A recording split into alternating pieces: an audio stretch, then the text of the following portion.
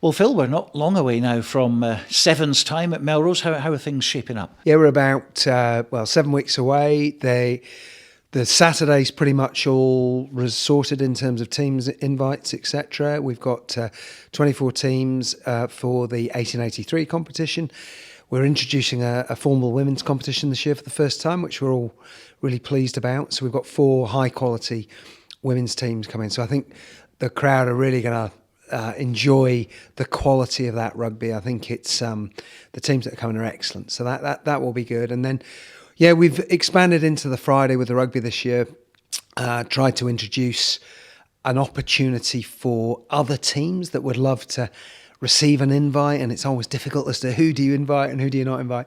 Give them an opportunity to play and for one team to qualify automatically for the 2024 competition.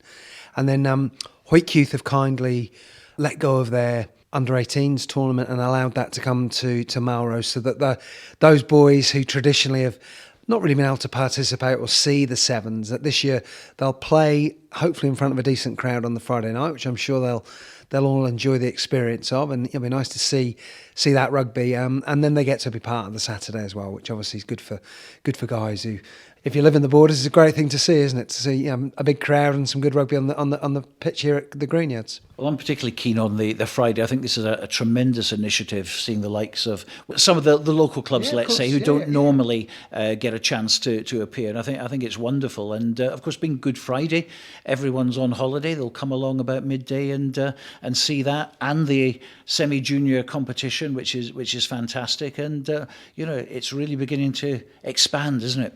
Yeah, hopefully. I mean, I think this is the home of Rugby Sevens. We want to be the custodians of the game. We want to demonstrate, its position in the modern world. And, things are always evolving. Rugby's evolving. But it's really important that here in the Borders, the hotbed of Scottish rugby, then, we give lots of other teams an opportunity to be part of this event. Duns are one of the teams that we announced. In my day job, I spend a bit of time over there during the week, and I know, we're expecting a couple of buses to come over, and I'm sure a couple of them will enjoy a shandy or two, and it's a chance for them to have a crack at the Melrose Sevens and say they've played at the Greenyards, and I think it'll be really exciting for all the players that get to be part of the Friday. And without the 3G pitch, that wouldn't be possible. From my perspective, you can't be ambitious with the event if the pitch can't entertain it. And we're very, very fortunate. I mean, the pitch here is fantastic. And, we were walking around today. It's been a lovely day. And, looking from the St Mary's Road end, and you're looking at the Eildons, and you forget sometimes just what a beautiful spot this ground is, and what a nice memory it must be for all these, guys and girls to come here and play under the Eildons, with a nice crowd cheering them on. So, hopefully what we're doing is allowing more and more players to have that opportunity and to demonstrate their skills. Now, some of the guest teams you've gone for are not necessarily sort of other clubs from other parts of the world. Sometimes we've had international teams in the past, but you've gone for some of the guest teams which are kind of put together specially. Yeah, I think the international factor hasn't really settled yet, not truly. Places like Australia, New Zealand, even Asia, they've only just really opened up from the COVID scenario. So, we're planning quite a long way in advance. So what we've done is we get an awful lot of people inquire, can they come and attend the Melrose Sevens? So we've accepted a lot of invitations from high quality sides, but they're almost barbarian type sides. But I think people are going to be quite taken back with the quality of 2 or 3 of these teams. I mean, I know it's difficult at the moment to name a lot of the players who are on the 7 circuits, but I can assure you there's some fantastic athletes who you might not know their names, but you'll enjoy watching them play rugby. And I know there's the Lions, the Wild Dogs. They're going to bring some really good young athletes with them, and I'm excited to see them play. The European teams, we've had a lot of inquiries. We have accepted an inquiry from Monaco, so we're looking forward to see those guys come. I think it'll be an interesting dynamic as to what team they bring. And look, I think as we move to 2024 and 2025, that international element can probably return. But it's just been a very uncertain time to kind of for those teams to commit and for us to commit, because we need some certainty as to what we are, able and what we're not able to do. So we've kind of tried to limit our risk, if that's the right way to put it. But I think the quality of the rugby will hopefully be as good as people have seen here, and that's always my driver, is make sure the quality of the entertainment on offer and the rugby on offer is for people to go, crikey, I didn't realise that team were going to be that good quality. And I know it's difficult for the local Scottish teams, and one of the reasons we have moved to sort of essentially allow Super 6 players to join those teams, or for them to actually bring in a guest player or two if they want. We're almost encouraging that, is, look, come on, let's get the best rugby on here at Melrose and demonstrate, why this is the home of Rugby Sevens. Clearly last year was coming out of a period of uncertainty and a whole, batch of changes. Some things we did, went really, really well last year. Other things didn't necessarily work for the club. The whole point of a Sevens tournament is to keep evolving it and to make it relevant for the new era. We can see in the international Sevens game, a lot of the unions are under massive financial pressure. We've gone from having a Scottish, an English, a Welsh team to just a GB team.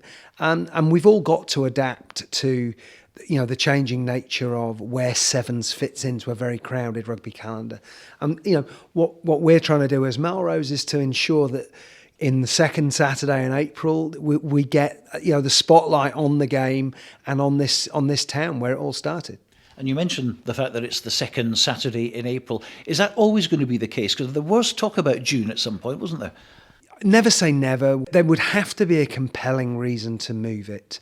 And some of those factors are outside of our control. I mean, this year, the Scottish Rugby Union have ended up putting the Super 6 first weekend on the weekend of the Melrose Sevens. And I think if we were, finding ourselves under a ever-increasing competition, we'd have to, have a look at, is the second Saturday in April still the right weekend? But for now, I think it's in people's minds, it's in their social calendars.